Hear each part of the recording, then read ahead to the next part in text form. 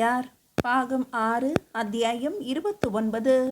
கருவறையின் உள்ளே அமைதியாய் வெள்ளை வேட்டியை போர்த்திய வண்ணம் பரமசுவாமி அமர்ந்திருந்தார்.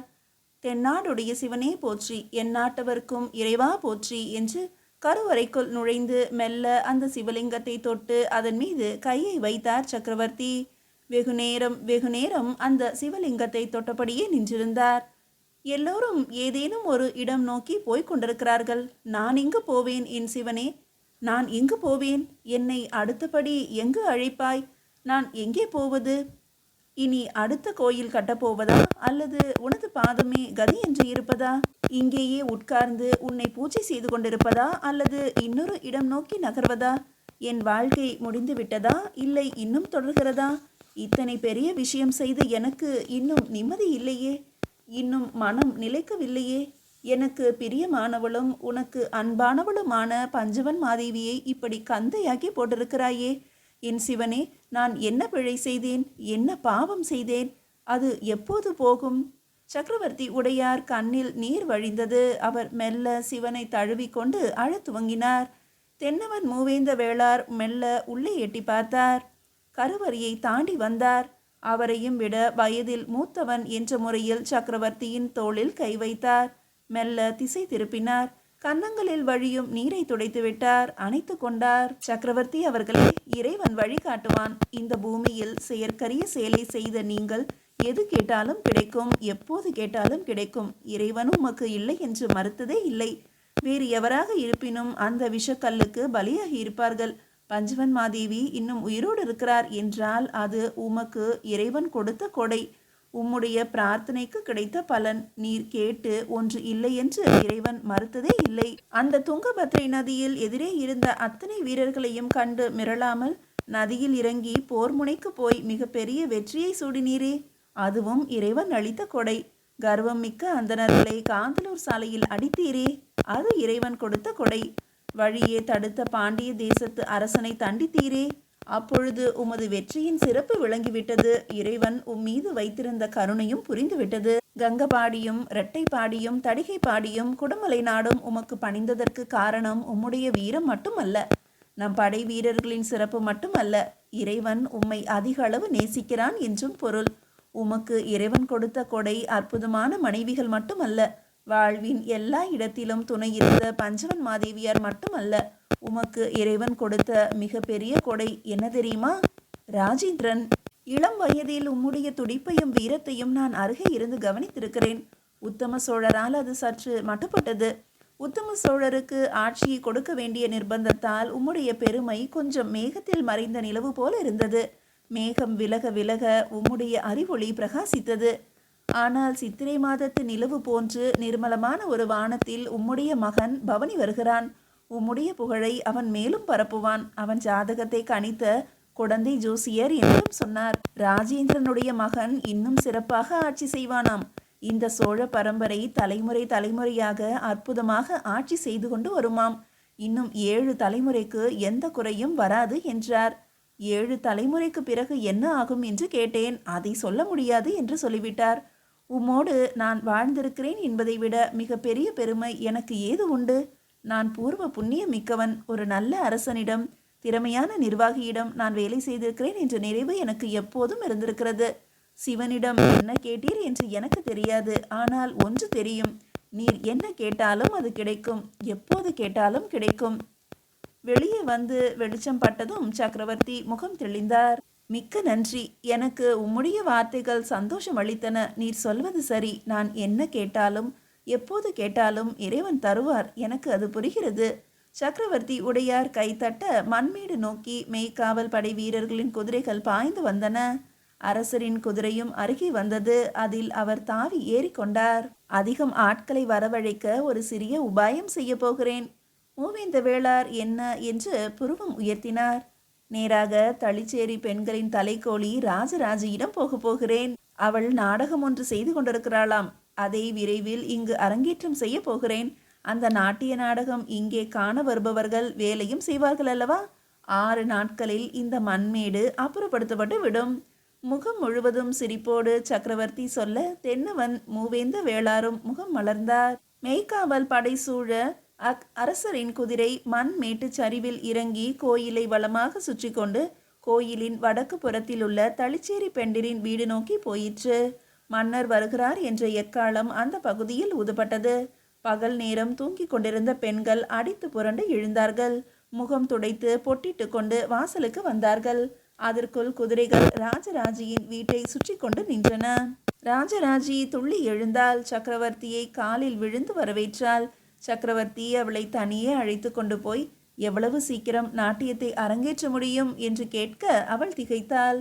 கூட்டம் கூட வேண்டுமெனில் அந்த நாடகம் நடப்பது நன்றாக இருக்கும் என்று தோன்றுகிறது. நானும் என்னை பார்க்க வேண்டுமல்லவா என்று சிரிப்போடு கேட்க அவள் நாணினாள்.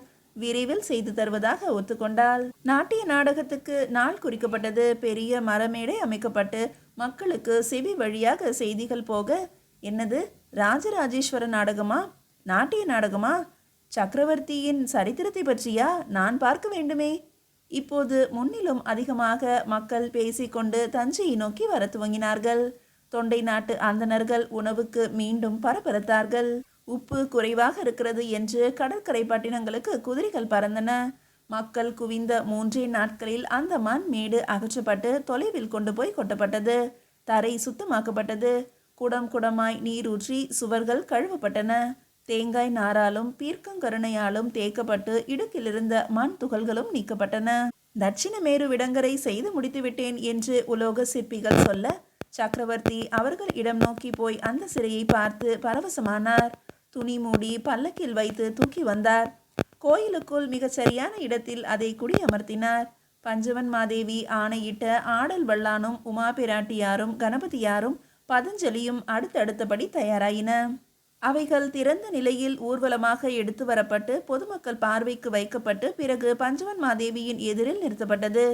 கட்டிலில் அமர்ந்திருந்தபடியே கூடத்து முற்றிலிட்டு இருந்த சிலைகளை பார்த்து பஞ்சவன் மாதேவி கைகூப்பினார்.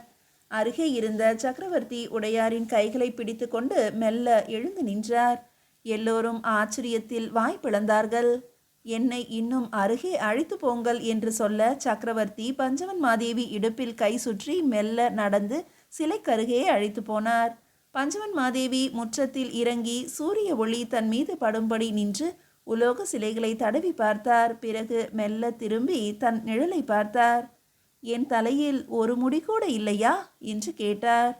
இல்லை என்று நிதானமாய் சக்கரவர்த்தி சொல்ல அவர் சக்கரவர்த்தியையே உற்று பார்த்தார். ஏன் இன்னும் என்னை அணைத்து கொண்டிருக்கிறீர்கள் என்று மெல்லிய விசும்பும் குரலில் பஞ்சவன் மாதேவி கேட்க சக்கரவர்த்தி அவரை இன்னும் உறுத்து பார்த்து இன்னும் இடுப்பை இறுக்கி கொண்டார். மெல்ல தூக்கி கூடத்தில் நிற்க வைத்தார். இடுப்பில் கை வைத்து அணைத்தபடி கட்டிலுக்கு போய் அமர வைத்தார். எனக்கு நீ வெறும் முடி தோல் சதை அல்ல, எனவே அதிகம் உளராமல் இரு என்று அன்பு கட்டளையிட்டார். சக்கரவர்த்தியார் கைகளை பஞ்சவன் மாதேவியார் பிடித்து மெல்ல கண்களில் ஒற்றிக்கொண்டார். பிறகு அயற்சியோடு கட்டிலில் சாய்ந்தார். அந்த சிலைகள் கோயிலுக்குள் எடுத்து போகப்பட்டன. 2 ஆள் உயரத்துக்கு நின்றிருந்த அந்த செப்பு கலசம் தங்க முலாம் பூசப்பட்டு வெயிலில் பளபளத்தது. தளிச்சேரி பெண்டுகளும் அந்த இடம் முழுவதும் பெருக்கி சுத்தம் செய்து நீர் தெளித்து கோலமிட்டார்கள்.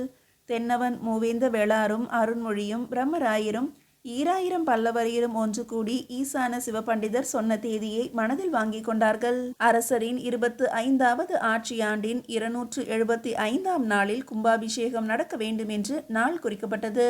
குடந்தையில் தங்கி ஓய்வெடுத்து கொண்டிருந்த மருவூர் அந்தணர்கள் ஈயம் பூசிய அந்த பாத்திரங்களை பெரிய வண்டியில் வைத்து கீழே சாளுக்கியத்து காளைகள் இழுக்க உள்ளே வந்தார்கள். அந்தணர்களுக்கு மிக பெரிய வரவேற்பு கொடுக்கப்பட்டது. தஞ்சையில் உள்ள பல கோயில்களுக்கு சொம்பு சொம்பாக சக்கரவர்த்தியின் உத்தரவின் பேரில் கங்கை நீர் கொடுத்தார்கள். பெரிய தாமிர தவளை நிறைய கங்கை ஜலமும் காவிரி ஜலமும் கிருஷ்ணா நதியின் ஜலமும் கோதாவரியின் ஜலமும் சக்கரவர்த்திக்கு என்று கொடுத்தார்கள். சக்கரவர்த்தி அதை யாகசாலைக்கு அனுப்பினார். ஈசான சிவ பண்டிதரால் யாகசாலை நிறுவப்பட்டு சோழ தேசத்தின் பல்வேறு அந்தணர்களால் யாகங்கள் செய்யப்பட்டன. 10 நாட்கள் விதவிதமான ஹோமங்கள் நடைபெற்றன. திருச்சுற்று மாளிகையில் உள்ள பரிவார பிள்ளையாருக்கு முதல் பூஜை துவங்கியது. காவல் தெய்வங்களுக்கு பூஜையும் பலிகளும் தொடர்ந்தன. வந்தவர்கள் அத்தனை பேருக்கும் உணவிடப்பட்டது. அன்றைக்கு கத்திரிக்காய் பிரட்டல் செய்தீரே, அதுபோல செய்யக்கூடாதா? தொண்டை நாட்டு அந்தணர்களை மற்றவர்கள் கேட்க மறவர்களும் கேட்க தொண்டை நாட்டு அந்தணர்கள் அந்த வேளையில் இறங்கினார்கள். மருவூர் அந்தணர்கள் வந்திருக்கிறார்கள் என்று சக்கரவர்த்தி உடையாருக்கு செய்தி தெரிவிக்கப்பட்டது. என்ன விஷயம்? ஏதேனும் பிரசாதம் கொடுக்க வந்திருப்பார்களா? அப்படி எதுவும் இல்லையாம். ஒரு பயணம் பற்றி உங்களிடம் தகவல் சொல்லவும் அனுமதி பெறவும் உதவிகள் பெறவும் வந்திருக்கிறார்களாம். அப்படியா? வரச்சொல். அரசர் கட்டளையிட 3 அந்தணர்களும் 2 மறவர்களும் 2 வணிகர்களும் 2 வேளாளர்களும் சேர்ந்து வந்திருப்பதை பார்த்து இன்னும் அதிசயித்தார். அந்தணர்கள் வருவதாகத்தானே சொன்னார்கள், இவர்கள் இங்கே என்று மறவர்களை பார்த்து கேட்டார். நாங்கள் எல்லோரும் ஒரு கூட்டமாக வந்திருக்கிறோம். அடடா, என்ன விஷயமாக? ஒரு பயணம் மேற்கொள்வதை பற்றி உங்களிடம் சொல்ல வேண்டும் என்று ஆசைப்படுகிறோம். எங்கு பயணம்? மறுபடியும் கங்கை கரைக்கு பயணப்பட வேண்டும் என்று மருவூர் அந்தணர்களாகிய நாங்கள் பேசிக்கொண்ட போது எங்கள் கிராமத்தை சுற்றியுள்ள மறவர்களும் வணிகர்களும் வேளாளர்களும் எங்களோடு வருவதற்கு மிக பெரிய விருப்பம் தெரிவித்தார்கள். இந்த முறை மேலை சாளுக்கியம் போகாமல் கீழே சாளுக்கியம் வழியாக, அதாவது வங்க கடற்கரையோரமாக சென்று கங்கை பல 100 கிளைகளாக பிரிந்து கடலில் கலக்கின்ற இடத்தை பார்க்க வேண்டும் என்று விரும்புகிறோம். ஒட்டப்பிடாரமும் கங்கமும் அதுவும் தாண்டி மலைகள் அடர்ந்த தேசமும் போய் வர விரும்புகிறோம். மேலை சாளுக்கியத்துக்கு படையெடுத்து போன வில் வைத்த குதிரை வண்டிகளை வாங்கியிருக்கிறோம். அந்த வண்டிகளை சற்று மாற்றி கூண்டு அமைத்து உணவுப் பொருட்கள் கொண்டு போகவும் சமையல் பாத்திரங்களை எடுத்து போகவும் முடிவு செய்திருக்கிறோம். இந்த முறை பயணத்தை தஞ்சையிலிருந்து துவங்காமல் நேரே ராமேஸ்வரம் போய் அங்கிருந்து மண் எடுத்து அங்குள்ள கல்லில் சிவலிங்க பிரதிமை செய்து அதை கொண்டு போய் கங்கையில் மண்ணை கரைத்து அங்கு சிவலிங்க ஸ்தாபனம் செய்து அங்கிருந்து கங்கை ஜலம் கொண்டு வந்து ராமேஸ்வரத்தில் உள்ள சிவபெருமானுக்கு அபிஷேகம் செய்ய விரும்புகிறோம். சக்கரவர்த்தி ஆச்சரியத்தில் மூழ்கினார். இது ஏன் இவ்விதம் தோன்றியது? உங்களுக்கு இப்பொழுதுதானே போய் வந்தீர்கள் என்றார். போய் வந்ததுதான் காரணம். மேலை சாளுக்கியமான எதிரியின் தேசத்து வழியாக போனது மிக கடுமையான பாதை. ஆனால் அந்த பாதையின் வழியாகவே போய் வந்து விட்டபடியால் இப்படி பயணப்படுவது இன்னும் எளிதாக இருக்கும் என்ற எண்ணத்தில் இதை துவக்கினோம். இதில் யாருக்கும் விருப்பம் இருக்காது என்று முதலில் நினைத்தோம். எங்கள் பேச்சில் முதலில் வணிகர்கள் கலந்து கொண்டார்கள். பிறகு இப்போதைக்கு 41 பேர் 2 பெண்கள் உட்பட பயணப்படுவதற்கு சித்தமாக இருக்கிறார்கள். என்ன, பெண்களா? ஆமாம், என்னுடைய மனைவியும் இந்த மறவருடைய மனைவியும். அந்தணர் சுட்டிக்காட்டினார். பெண்களால் இயலுமா? இயலாதா என்பது ராமேஸ்வரம் போய் திரும்புவதற்குள் தெரிந்துவிடும். அது ஒரு நடைப்பயிற்சி பரிசோதனை. ராமேஸ்வரம் போய் திரும்புகின்ற வரையில் தாக்கு பிடிப்பவர்கள் கங்கைக்கும் வெகு எளிதாக பயணப்பட்டு விடுவார்கள். பயண நாள் எவ்வளவு? இந்த முறை சற்று நிதானமாக போகலாம் என்றிருக்கிறோம். 1 வருட கால பயணம். சிவ தரிசனம் மட்டுமல்ல, எங்களுக்கு இன்னொரு ஆசையும் இருக்கிறது என்று வேறொரு அந்தணர் பேச்சுக்குள்ளே நுழைந்தார். என்ன ஆசை? சோழ தேசத்தின் மேன்மையை மற்ற எல்லா இடங்களுக்கும் போய் சொல்ல வேண்டும். கங்கை எவ்வளவு புனிதமான நதியோ அதே போல காவிரியும் புனிதமானது என்பதை அவர்களுக்கு சொல்ல வேண்டும். கங்கை கரையோர சாதுக்களையும் முனிவர்களையும் யோகராஜர்களையும் இங்கே வந்து பெருவுடையார் கோயிலில் சிவ தரிசனம் செய்யும்படியும் கேட்க வேண்டும். சக்கரவர்த்தி உடையாரின் முகம் பெரிதாக மலர்ந்தது. அம்மாதிரி நல்லவர்களின் வருகை நமக்கு நல்லது. உங்களுக்கு நான் என்ன உதவி செய்ய வேண்டும்? வேடுவர்களின் துணை இல்லாமல் சில இடங்களை கடப்பது கடினம் என்று எண்ணுகிறோம். கொடிய மிருகங்களை வாசனையால் அறியக்கூடியவர்கள், சப்தத்தால் அறியக்கூடியவர்கள், சலசலப்பால் அறியக்கூடியவர்கள் வேடுவர்களே. அவர்கள் பாதுகாப்பு நல்லது என்று எங்களுக்கு தோன்றுகிறது. சிறந்த வேடுவர்களை நாங்கள் கண்டுபிடிப்பது கடினம். கைக்கோள படையினருக்கு வேடுவர்களோடு நல்ல தொடர்பு இருக்கிறது. அவர்கள் மூலம் எங்களுக்கு இம்மாதிரி உதவி வேண்டும். நல்லது, செய்வோம். வேறு ஏதேனும் காரணம் உண்டா உங்கள் பயணத்துக்கு? சக்கரவர்த்தி கேட்க, உண்டு என்றார் ஒரு அந்தணர். சொல்லுங்கள். இளவரசர் ராஜேந்திரருக்கு போன முறை போய் வந்தபோது கங்கை நீர் 1 குடம் அனுப்பினோம். அப்பொழுது அவர் மிக தெளிவாக போய் வந்த வழிகளை பற்றி, இடங்களை பற்றி கேட்டார். நாங்களும் விவரித்து சொன்னோம். உற்று கேட்டுக்கொண்டிருந்தவர், மறுபடியும் ஒரு பயணம் மேற்கொள்கிறீர்களா? நான் உதவி செய்யட்டுமா என்று கேட்டார். நாங்கள் ஆடி போனோம். எதற்கு என்று கேட்க, பின்னால் நான் படையெடுத்து போக உங்களுடைய நடவடிக்கைகள் உபயோகமாக இருக்கும் என்றார். சில மறவர்கள் எங்களோடு சேர்ந்து இருப்பதற்கு காரணம் ஸ்ரீ ராஜேந்திரர் தான் என்றார். சக்கரவர்த்தி உடையார் ஸ்ரீ ராஜராஜ திகைத்து போனார். விழி விரித்து அந்தணர்களையே பார்த்தார். அதிகம் தன்னை காட்டிக்கொள்ளக்கூடாது என்று உடனே தலை குனிந்து வேறு திக்கில் முகம் திருப்பிக் கொண்டார். பிறகு முகம் நிமிர்த்தி புன்னகை செய்தார். அவன் மிக மிக தந்திரசாலி. அடே அப்பா, சகலருடைய உதவியும் வேண்டுமென்று நினைக்கிறவன். மருவூர் அந்தணர்களே, சத்திரியர்களோடும் வணிகர்களோடும் வேளாளர்களோடும் பிறகு வேடுவர்களோடும் கைகோர்த்து கங்கைக்கு பயணப்பட போகிறீர்கள். நல்லது. இந்த விஷயம் எனக்கு மிகவும் பிடித்திருக்கிறது. நம்மை அதிகம் பிரித்து கொள்ளாமல், நீ நான் அவன் இவன் என்று அலட்டி கொள்ளாமல், எனக்கு உயர்வு கொடு அவருக்கு தாழ்வு ஏற்படுகிறது என்று வேண்டுகோள் வைக்காமல் ஒற்றுமையாக இருப்பது சிறப்பு. உங்கள் பயணம் இனிதே நடக்க என் வாழ்த்துக்கள். சேனாதிபதியிடம் நான் தகவல் அனுப்புகிறேன். உங்களுக்கு வேண்டிய சகல உதவிகளையும் அவர் செய்வார். என் சார்பாய் ராமேஸ்வரத்தில் உறையும் எம்பெருமான் சிவனுக்கு என் காணிக்கையாக 100 காசுகளும், கங்கை கரையில் உள்ள கோயில்களுக்கு என்னுடைய காணிக்கையாக 500 காசுகளும் உங்களுக்கு தருகிறேன். இவைகளை அந்தந்த கோயில்களின் நலத்திட்ட பணிகளுக்கு செலவழித்து கொள்ளுங்கள். உங்களுக்கு அதனால் மதிப்பும் மரியாதையும் கூடும். சுக சௌரியங்கள் அதிகரிக்கும். நல்ல தரிசனம் கிடைக்கும். மருவூர் அந்தணர்களே, என் மனம் குளிர செய்தீர்கள். சோழ சாம்ராஜ்யத்தின் மிகப்பெரிய வெற்றிக்கு நீங்கள் காரணமாக இருந்ததை நான் மறக்க மாட்டேன். அடுத்த தலைமுறைக்கும் நீங்கள் உதவி செய்ய பயணப்பட்டுகிறீர்கள் என்கின்ற போது உங்களுக்கு என் மனமார்ந்த வணக்கத்தையும் தெரிவித்துக் கொள்கிறேன். இன்னும் ஒரு கேள்வி. இதில் மருவூர் அந்தணர்கள் மட்டுமே பங்கு பெறுகின்ற காரணம் என்ன?